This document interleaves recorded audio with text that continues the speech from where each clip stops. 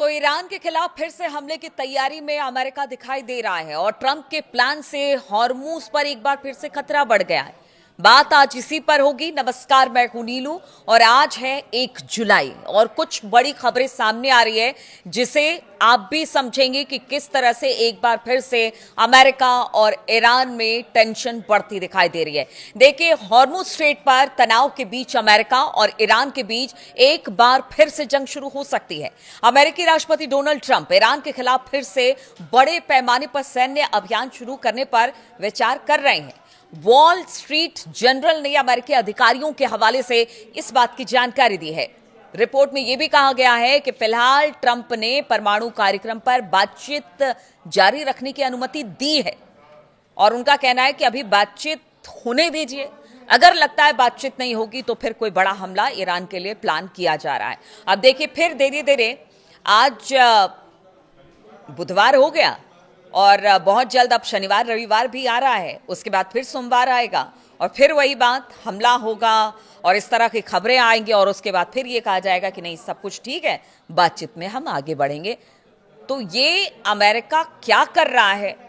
और अगर wall street journal की ही बात की जाए तो देखिए, ये अमेरिकी अखबार है और उस हिसाब से खबर छापते हैं और ये कहीं ना कहीं बाजार के सेंटिमेंट को भी एक तरह से समझाने की कोशिश होती है। आप भी अच्छी तरीके से समझते हैं, जो दर्शक हैं हमारे, कि क्या इस वक्त अमेरिका कर रहा है। हाल के दिनों में ट्रंप ने रक्षा मंत्री पीट हेग्सेथ और जॉइंट चीफ ऑफ स्टाफ के चेयर जनरल डैन केन के साथ और हमले करने की संभावना पर चर्चा की है। इस बातचीत में इस बात पर गौर किया गया है कि क्या वॉशिंगटन को कूटनीतिक रास्ता छोड़कर बड़े पैमाने पर हमले फिर से शुरू करने चाहिए। तो देखिए, एक तरफ शांति समझौता हुआ है, कहा यह गया कि ईरान की बहुत सारी बातों को मान लिया गया और ईरान ने भी हमारी तमाम बातों को मान लिया। फिर आखिर क्या जरूरत पड़ी है कि अब चीफ ऑफ स्टाफ से बातचीत हो रही है, अपने रक्षा मंत्री से बातचीत कर रहे हैं ट्रंप और कह रहे हैं कि क्या हमें फिर से हमला शुरू करना चाहिए। आखिर अमेरिका चाहता क्या है? क्या इस पूरे रीजन में वो स्थिरता नहीं बनाना चाहता है या इसके पीछे की कोई और वजह है? देखिए, जिस तरह से अधिकारियों से बातचीत की है ट्रंप ने, अधिकारियों ने इसे काम पूरा करने की कोशिश बताया है। उनका कहना है कि जो काम अधूरे में छूट गया है उसे पूरा कर। तो फिर आप सवाल यही उठता है कि फिर आपने शांति वार्ता क्यों की? फिर इतना लंबा चौड़ा नाटक आपने क्यों किया कि हाँ, समझौता हो रहा है और सब कुछ ठीक हो जाएगा, हम जब चाहेंगे यहाँ से अमेरिकी सेना पीछे कर लेंगे और शांति हो जाएगी रीजन में। क्योंकि अब तो उनके अधिकारी भी कह रहे हैं कि जो काम हमने पीछे छोड़ दिया उसको पूरा करना है। इसका मतलब क्या है? क्या ईरान पर जो हमला था अभी अधूरा है, उसे पूरी तरह से अब करना है और एक बड़ा हमला होने की बात हो रही है सामने? इससे तो यही अंदाजा लगाया जा सकता है। देखिए, राष्ट्रपति ट्रंप ने हाल के दिनों में संकेत दिया कि अगर ईरान समझौते का उल्लंघन करता है तो वो एक बार के हमलों की इजाजत एक बार फिर से वो दे सकते हैं। और ये पिछले हफ्ते हुई घटना की तरह है जिसमें अमेरिकी सेना ने ईरान के ठिकानों पर हमले किए थे। तो आप देखिए कि बार बार वो कहते हैं कि अगर ईरान नहीं माना, अगर ईरान नहीं माना, अगर ईरान नहीं माना, तो इसके बाद क्या होगा? तो अभी भी यही स्थिति है। ईरान आपकी बात मानता नहीं है। आप जो कहते हैं, ईरान कहता है कि हमने तो ऐसा कहा ही नहीं। तो ईरान तो अब भी नहीं मान रहा है, फिर आप क्यों चुपचाप बैठे हुए हैं? क्या वजह है इसके पीछे? देखिए, WSJ की रिपोर्ट के मुताबिक ट्रंप ने अभी तक कोई फैसला हमले को लेकर फिलहाल तो नहीं लिया है, लेकिन उन्होंने अपने सहयोगियों से कहा है कि वो बातचीत को और समय देने के लिए तैयार है ताकि एक संभावित न्यूक्लियर डील को आगे बढ़ने के लिए जगह मिल सके। यानी वो बातचीत भी करना चाहते हैं और साथ साथ कहते हैं कि हमला भी करेंगे। बातचीत और हमला साथ साथ, यानी युद्ध और बातचीत साथ साथ कभी नहीं हो सकती है। आपको इस माइंडसेट के साथ उतरना है कि शांति के लिए ही आपको बात करनी है। आप बार बार धमकी देते हैं बातचीत नहीं तो हमला होगा, बातचीत नहीं है। आपके कहीं ना कहीं दिमाग के कोने में है कि हमें ईरान पर हमला करना है और ऐसा ही लग रहा है बार बार ट्रंप की बातों से और जिस तरह से अमेरिका हमला करने की बात कहता है।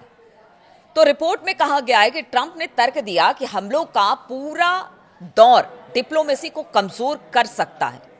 इससे ईरान के न्यूक्लियर प्रोग्राम को खत्म करने में वॉशिंगटन के सामने मुश्किल आ सकती है। मतलब वो बातचीत शुरू करने से पहले ही बता रहे हैं कि मुश्किल आ सकती है। यानी उनके मन में पहले से है बातचीत नहीं तो फिर हमला होगा। अरे पहले बातचीत तो करिए। बातचीत में कोई हल निकालने की कोशिश करिए, क्योंकि हमला तो आपके और इजराइल की तरफ से ईरान पर हुआ था और ईरान कहता रहा कि हम ठीक है, उनके पास इतना इनरिच्ड यूरेनियम है कि वो जब चाहे वो परमाणु बम बना ले, परमाणु हथियार बना ले।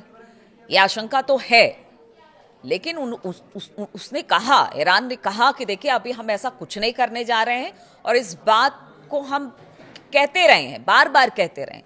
तो फिर पहले बात करिए, बात करके चीज़ों को सुलझाने की कोशिश कीजिए। उससे पहले आप इसे मुश्किल बता रहे हैं, तो फिर बातचीत कैसे होगी? इस बीच ईरान के मुख्य वार्ताकार मोहम्मद बाकर गालिबाफ ने कहा कि अमेरिका के साथ बातचीत तेहरान की प्राथमिकता है, लेकिन वो युद्ध के लिए भी तैयार है। सरकारी टीवी पर एक इंटरव्यू में गालिबाफ ने कहा कि हम बातचीत कर रहे हैं, लेकिन अगर बातचीत का कोई नतीजा नहीं निकलता है तो हम युद्ध के लिए भी तैयार हैं। और ये ईरान फर्स्ट डे से कह रहा है, ये बताने की जरूरत नहीं है।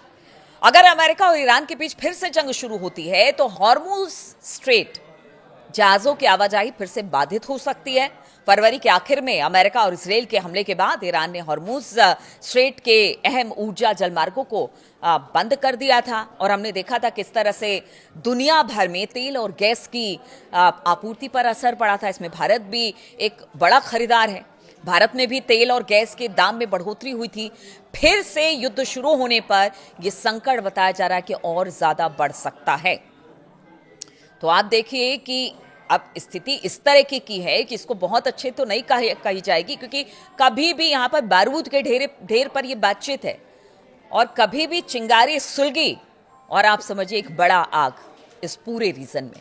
तो पिछले महीने अमेरिका और ईरान के बीच समझौता ज्ञापन पर हस्ताक्षर करने के बाद इस अहम जलमार्ग से कमर्शियल जहाजों की आवाजाही फिर से शुरू हुई है। हालांकि पिछले हफ्ते इसके प्रबंधन को लेकर अमेरिका और ईरान आमने सामने आ गए थे और इस दौरान ईरान ने कमर्शियल जहाजों को निशाना भी बनाया था, जिसके बाद अमेरिकी सेना ने ईरान पर बमबारी की। ईरान ने भी पलटवार करते हुए कतर और बहरीन समेत खाड़ी के जितने मौजूद अमेरिकी ठिकाने थे उन पर मिसाइल और ड्रोन से हमला किया और आप समझिए कि इसके बाद स्थिति क्या बन गई थी। लेकिन अभी कहा जा रहा है कि नहीं ठीक है, इस पर भी बातचीत करेंगे। अब बातचीत कहाँ कहाँ होगी और बातचीत के बाद अगर इस तरह के हमले हो रहे हैं तो फिर आप समझिए कि ये बातचीत नहीं है। ये एक तरह से कह लीजिए कि आपकी कोई गलती पकड़कर हमने हमला किया, हमारी कोई गलती पकड़कर आप हमला कर रहे हो, तो इसमें शांति तो कहीं दिखाई नहीं दे रही है। इसीलिए पूरी दुनिया में इस रीजन को लेकर और खासतौर पर अमेरिका और ईरान के रुख को लेकर ओहापोह की स्थिति है। कोई झुकने को तैयार नहीं है, कोई अपने कदम पीछे हटाने को तैयार नहीं है, लेकिन स्थिति पूरी दुनिया में से लेकर टेंशन भरी है, क्योंकि सबसे ज्यादा तेल और गैस की सप्लाई यहीं से होती है। और ऐसे में बताया जा रहा है कि अगर अमेरिका का रुख यही रहा तो फिर आगे आने वाले दिनों में भी शांति नजर नहीं आती है। ठीक है, थोड़े दिन के लिए युद्ध विराम होगा, शांति समझौता होगा, फिर हमला होगा, लेकिन ये इसका कोई हल नहीं है। अमेरिका को चाहिए कि अगर आप कहते हैं कि आप पूरी दुनिया के एक तरह से रहनुमा हैं, तो फिर आप बात करिए ना, आप बात करिए, कोई हल निकालिए। जब आप ही अपने मुद्दे से डिरेल हो जाते हैं तो फिर किससे क्या उम्मीद की जा सकती है? और ईरान का तो कहना सही है कि आप हमला करेंगे तो हम आप पर हमला करेंगे, क्योंकि उनको भी अपने लोगों की रक्षा करनी है और जो उनके फेवर में है वो हर देश चाहता है, सिर्फ ईरानी क्या हर देश चाहेगा कि जो उनके फेवर में ही चीजें हो वो उस पर बातचीत करेगा। चलिए इस पर आगे क्या होता है ये तो देखेंगे कि आगे आने वाले दिनों में क्या हो रहा है, क्योंकि रोजाना कोई ना कोई अपडेट यहां से निकलकर सामने आती है। लेकिन एक दूसरी खबर आपको बताते हैं।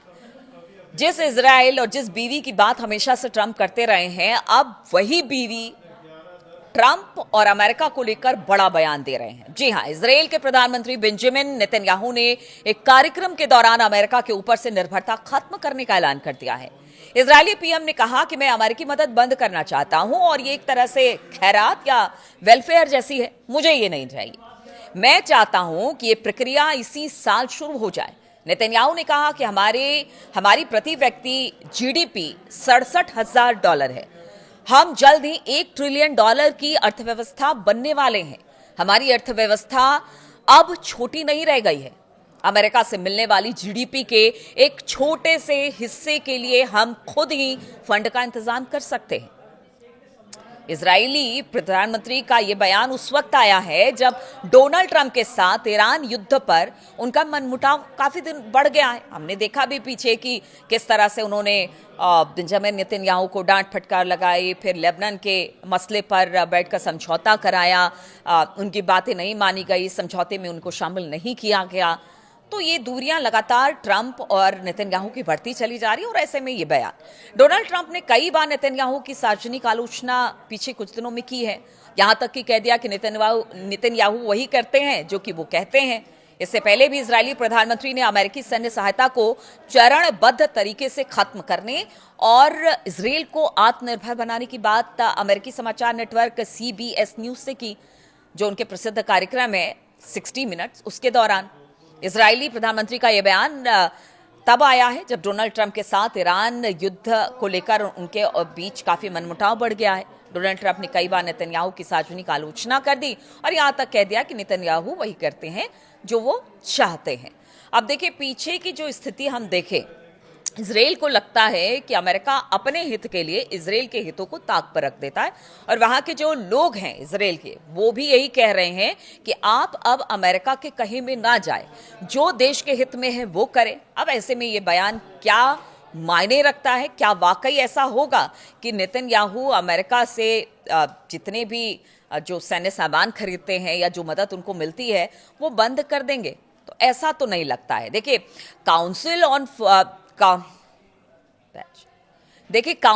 ऑन फॉरेन रिलेशन की रिपोर्ट के मुताबिक अगर बात की जाए तो अक्टूबर 2023 में गाजा युद्ध के दौरान अमेरिका ने आपातकालीन पैकेजों के जरिए इजरायल को 16 अरब से 22 अरब डॉलर से ज्यादा की अतिरिक्त सैन्य मदद पहुंचाई थी। इसलिए सैद्धांतिक रूप से इजरायल दावा कर रहा है कि वो अमेरिकी खैरात के बिना जिंदा रह सकता है, लेकिन व्यवहारिक तौर पर अमेरिकी बैसाखी से उतरना मुश्किल ही नेतन्याहू का लगता है। अब ऐसे में ये तल्खी और बढ़ेगी, क्या होगा? या फिर ठीक है, अब देखिए दोनों एक ही कौम से आते हैं और बहुत ज़्यादा करीब हैं। ट्रंप भी कहते हैं कि इजरायल हमारा फ्रेंड है, नेतन्याहू को अपना दोस्त बताते हैं। ऐसे में ये जो तल्खी है वो बढ़ेगी या फिर सब कुछ ठीक कर लिया जाएगा ट्रंप और नेतन्याहू, या नेतन्याहू अब चाहते हैं कि अब अमेरिका का दखल ज़्यादा ना हो इस पूरे रीजन में? अगर बात की जाए अरब मुल्कों में या ईरान को लेकर, जो वो सोचता है, लेबनान को लेकर वो सोचता है वो फ्री हैंड हो जाए, इस बात से अलग हटके कि अब अमेरिका की फंडिंग नहीं चाहिए। लेकिन क्या ऐसा होगा कि बिना अमेरिका के फंडिंग पे जो इजरायल है उस रीजन में टिक पाएगा? ये बड़ा सवाल है। भले बयान नेतन्याहू कुछ भी देते रहे। तो देखिए, 2-3 अपडेट्स हैं, लगातार अपडेट्स वहां से आती रहती है, मैं आप तक पहुंचाती रहती हूं। बहुत बहुत शुक्रिया मेरे साथ इस वीडियो में शामिल होने के लिए। और आपको इन सब मुद्दों पर क्या लगता है, अपनी राय जरूर दें, क्योंकि आपकी राय का इंतजार रहता है, आपके कमेंट का इंतजार रहता है। बहुत बहुत शुक्रिया मेरे साथ जुड़ने के लिए।